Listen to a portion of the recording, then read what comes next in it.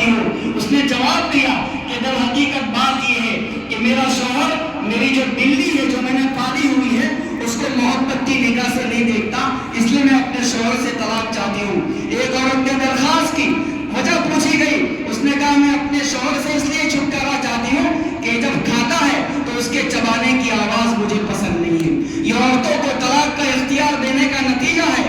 وہ اندھیرا ہی بلا تھا کہ قدم رہتے تھے، روشنی لائی ہے منزل سے بہت دور مجھے. میرے بزرگوں، میں تو آپ کی خدمت میں یہ بات عرض کر رہا ہوں کہ فیمنزم کا جو فتنہ ہے وہ فتنہ یہ ہے کہ مرد کا جتنا حق وراثت کے اندر ہے عورت کا بھی اتنا ہونا چاہیے. یہ سن کر آپ کے ہوش اڑ جائیں گے، اور نہیں اڑے تو آج ہونے چاہیے.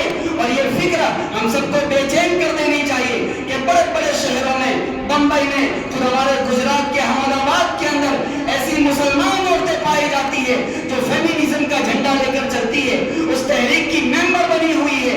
اب سوچیں کہ جو عورت یہ کہے گی کہ مرد کا حصہ عورت کے برابر ہونا چاہیے، تو وہ عورت قرآن کریم کی اس آیت کو جس میں اللہ تبارک و تعالیٰ فرماتے ہیں لِلذَّكَرِ مِثْلُ حَظِّ الْأُنثَيَيْنِ، مرد کا حصہ ڈبل ہے، عورت کا حصہ سنگل ہے، اس کے پیچھے مصلحتیں ہیں. تو اس آیت کریمہ کا انڈائریکٹلی انکار کر کے دائرہ اسلام سے باہر نکل رہی ہے.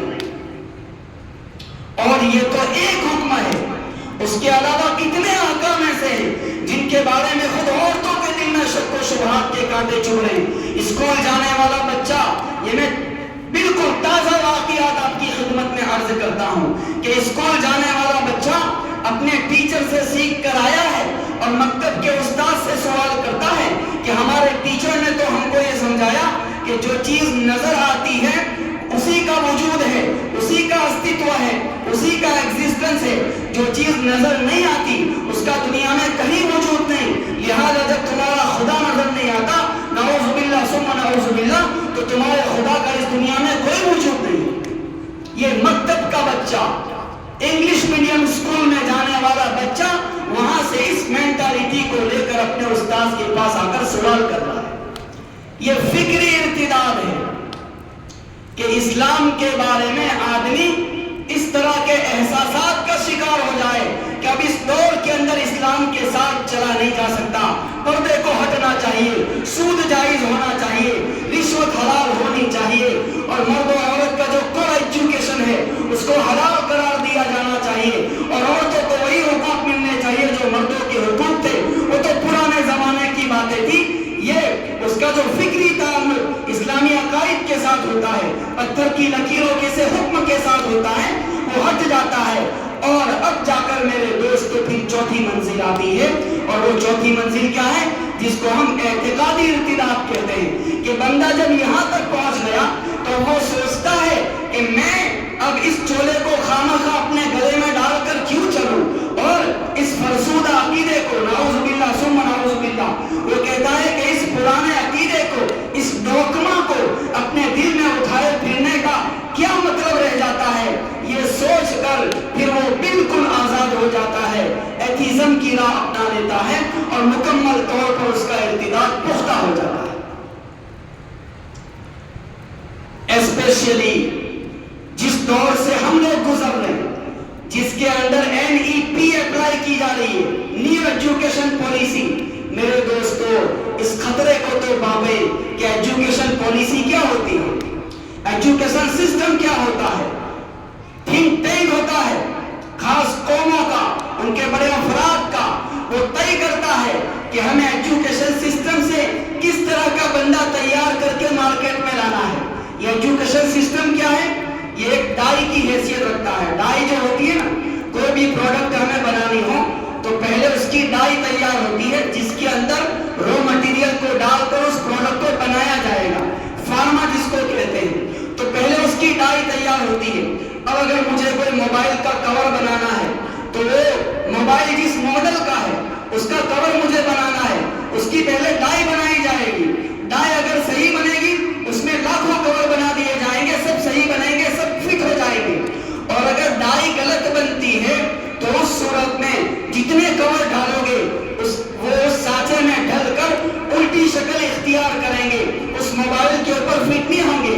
اب اس بندے نے ڈائی غلط بنائی اور لاکھ کور بنا دیے اور بیت غلاف پکڑ کے دعا کر رہا ہے کہ اللہ مارکیٹ میں میرا مال نکال دے، بیت اللہ کا غلاف پکڑ کے دعا کرنے کا ثواب مل جائے گا، لیکن مارکیٹ میں اس کا مال نکلنے والا نہیں ہے۔ کیوں نہیں نکلے گا؟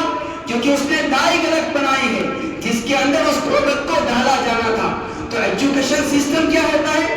ایجوکیشن سسٹم ایک ڈائی کی طرح ہوتا ہے جس کے اس سانچے کے اندر ایک خاص مزاج کے انسان کو ڈالا جاتا ہے۔ میں آپ کو ایگزامپل دینا چاہوں گا کہ مصر ہے، ترک ہے، یہ ایسے ممالک ہیں جن ممالک کے اندر 90+ مسلمان ہیں، 90% مسلمان۔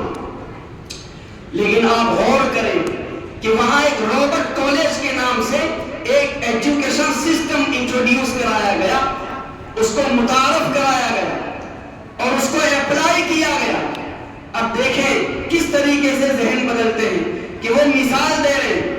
مثال کیا ہے؟ بک کے اندر، کتاب کے اندر، ٹیکسٹ بک کے اندر اداہرن کیا دیا جا رہا ہے کہ محمود شراب بار کے اندر گیا اور وہاں اس نے 25 روپے کے شراب کے 2 گلاس یا شراب کی 2 بوتلیں اسما سے خریدی۔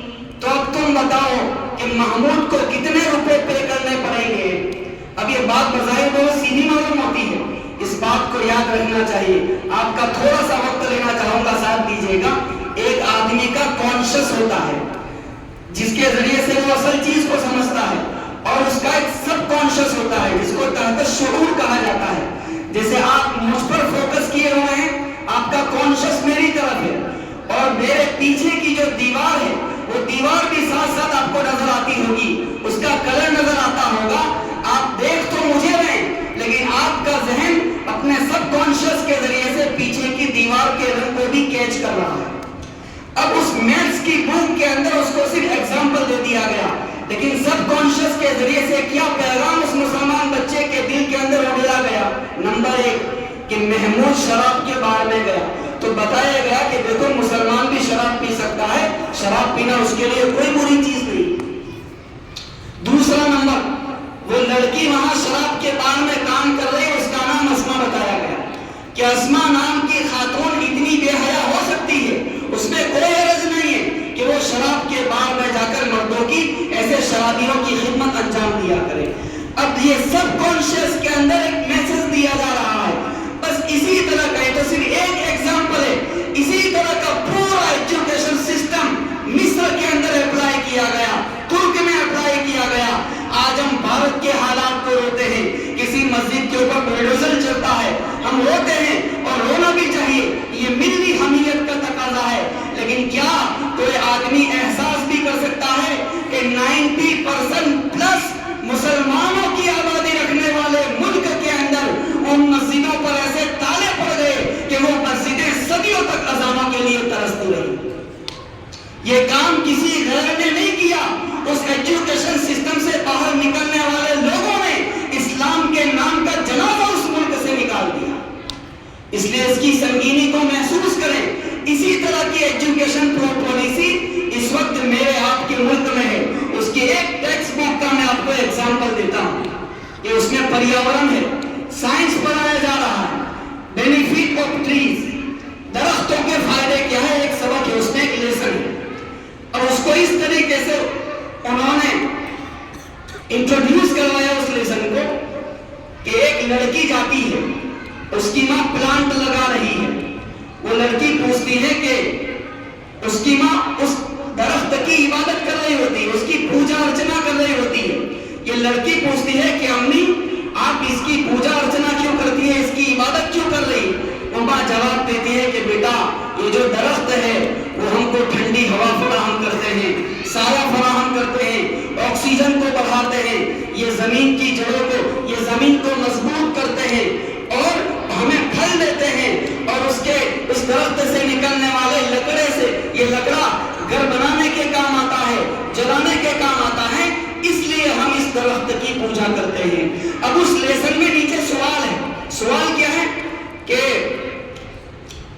تو جب اتنے سارے فائدے یہ درخت پہنچاتا ہے اس لیے اس کی پوجا کی جانی چاہیے، کیونکہ بندہ جب اس کی پوجا کرے گا اسے کاٹے گا نہیں، اسے ہانی نہیں پہنچائے گا، اس کا رکشا کرے گا، اس کو بڑھاوا دے گا۔